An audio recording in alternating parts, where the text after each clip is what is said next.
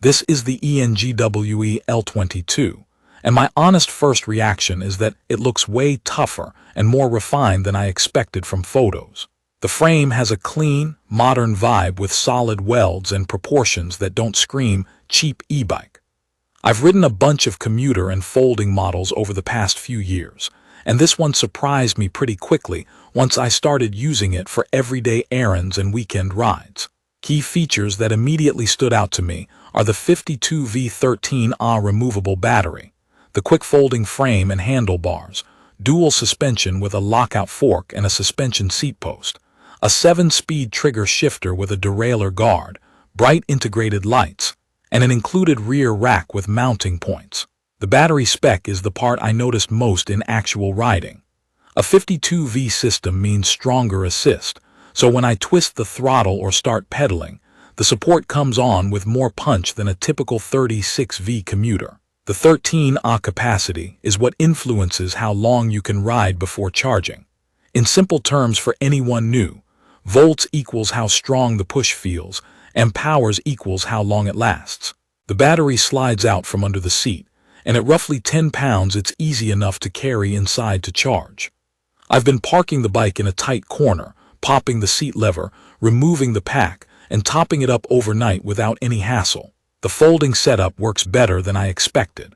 I had the usual worry that a folding e-bike would feel small or flimsy, but the L20 2 is a full-size compact with 20-inch wheels and real presence. The handlebar stem folds down, and the frame hinges near the pedals so I can tuck it into a trunk or lean it neatly in a hallway. It takes me under a minute, and the latches feel secure, not wobbly. For storage-limited apartments or for tossing in an SUV for camping trips, that flexibility is a big win.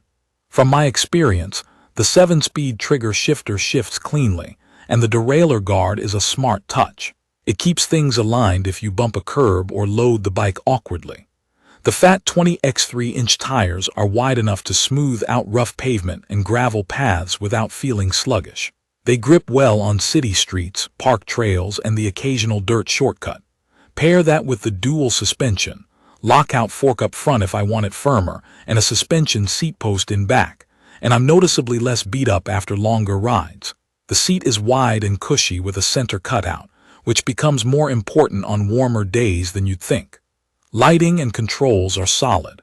The headlight is bright and easy to toggle on the handlebar, and the rear light glows brighter when I brake, which I appreciate when traffic is close. The color LCD is crisp most of the time. In direct sun or with dark sunglasses, I do catch a bit of glare, and I've noticed the speed reading can be about 1 or 2 miles per hour optimistic. Not a deal breaker, just worth knowing if you're strict about your numbers.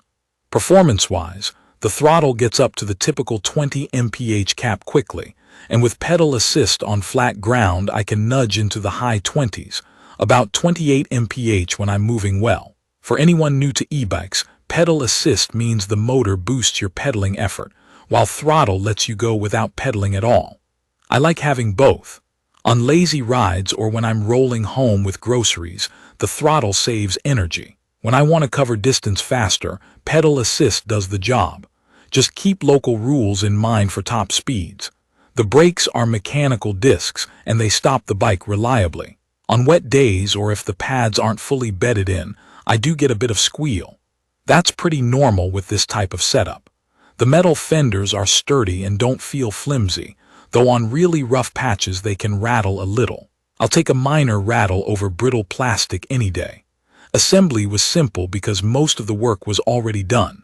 I tightened a few bolts, aligned the bars, and aired the tires, and I was rolling soon after. I've used the L20 2 for office commutes, coffee runs, grocery trips with a pannier clipped to the rear rack, and weekend rides along mixed paths. The rack is integrated and ready for baskets or bags, which keeps sweat off my back and makes quick errands easier. The frame feels confidence-inspiring, and the riding position works well for me. I'm 6 feet tall, and the seat post extends high enough that I'm not cramped. In my opinion, the fit range is generous for most adults, though riders much under 5 feet might find it tall, especially if they prefer both feet flat on the ground while seated. Let me talk about the trade-offs because no bike is perfect. The motor has some whine at higher assist levels. It's not loud enough to ruin a ride, but on quiet paths I notice it. The bike with the battery is around 60 pounds, so it's not featherweight.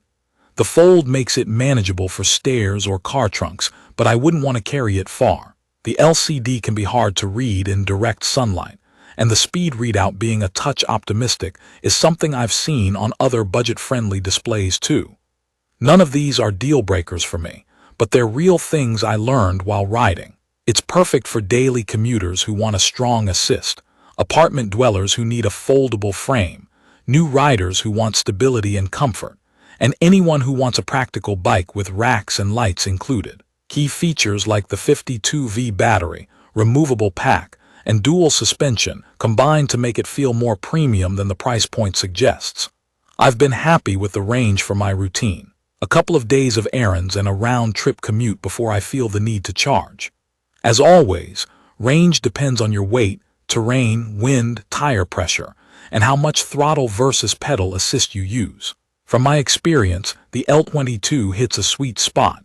It's fast enough to be fun, comfortable enough to make rough streets tolerable, and simple to live with thanks to the folding setup and removable battery. I like that the shifting is clean, the tires feel planted, and that I can throw on bags without buying extra hardware.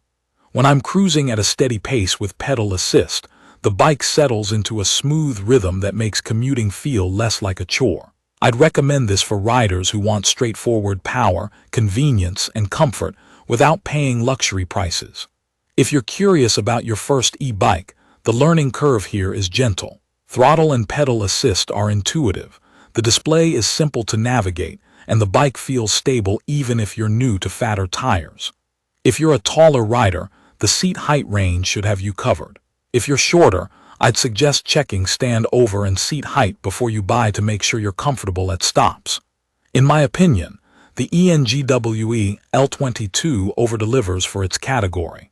It's sturdy, it rides smoothly on mixed surfaces, and it has the right practical touches, like a bright headlight, brake-activated tail light, metal fenders, a real rack, and a derailleur guard. The few quirks, the motor noise at high assist, the occasional brake squeal, and the weight, are small trade-offs for the performance and flexibility it packs in. In conclusion, the ENGWE L20 is a reliable, fun, and easy-to-live with e-bike that suits daily commuting and weekend exploring. It gives me the confidence to take longer routes, carry more, and still show up without being sweaty or worn out. I plan to keep using it as my go-to for errands, coffee meetups, and those quick rides that turn into an extra loop because the assist makes everything feel effortless. You can view detailed information about the ENGWE L20 in the comments section. Thank you for watching.